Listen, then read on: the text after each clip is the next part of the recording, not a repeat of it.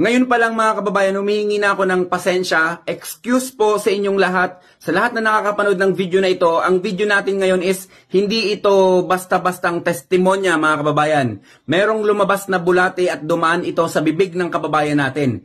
So, tapeworm, yes, tapeworm. Sa paggamit ng lunas at saka acid guard.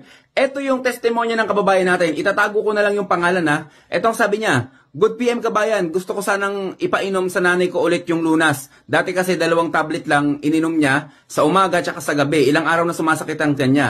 May lumabas na bulate sa kanya, may lumabas na bulate sa kanya.